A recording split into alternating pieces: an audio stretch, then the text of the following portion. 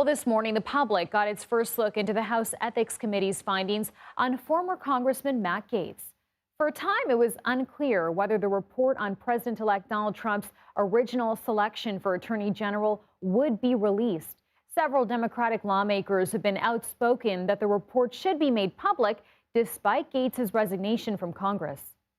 Illinois Congressman Casten was one of those lawmakers. He joins us now with more on this. Great to have you on, Congressman. Thank you for making time.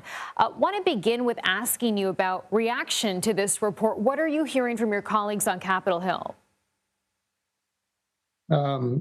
Look, what's in the report is disgusting. Prior to the report, we were talking about these as allegations. We now have an affirmative investigation by the Ethics Committee that says that they have found that Matt Gaetz did, in fact, commit statutory rape in Florida, violate Florida laws relating to possession of contraband substances, and violate Florida laws with respect to prostitution. This is conduct unbefitting a member of Congress. It is not a good day for the House, except insofar as that the report has been released. Because if we're going to hold ourselves to a higher standard, it's appropriate for us to call out our own when people don't live up to the standard that the public expects us to hold. Right. So let's talk about how we got here, because we know you've been pushing for this report to be released for weeks now. Talk about the process. Well, this report should have been released in July. The Ethics Committee was scheduled to meet to vote on the release of the report at that point. Because of some scheduling issues, we ended up going home a week early for summer in district periods. And it was then punted to November. By the time it was punted further along, Trump had, of course, won the election and named Mr. Gaetz to be Attorney General.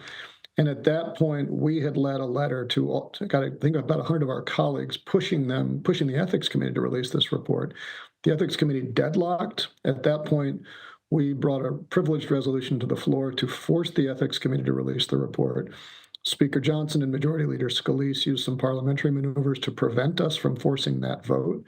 And it appears that subsequent to that, the majority of the Ethics Committee did vote to release the report, but only after the conclusion of all the legislative business of the House in this cycle. So having finished that last week, the report has now been released. So what now, Congressman? I mean, could Matt Gaetz face any repercussions here?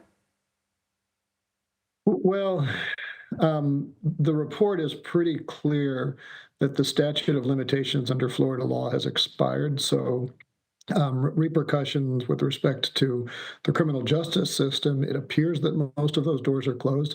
Now, it's non-trivial that this information is now public. It is notoriously difficult to prosecute sex crimes, and most people who commit sex crimes are not members of the House, and so we have got this information public. And that will at least affect his future employment and future reputation, which is appropriate given what he's been found to have done.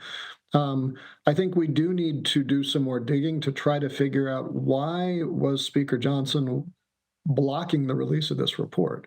There doesn't seem anything that's particularly controversial. There's plenty of precedent for releasing these sorts of reports against prior members.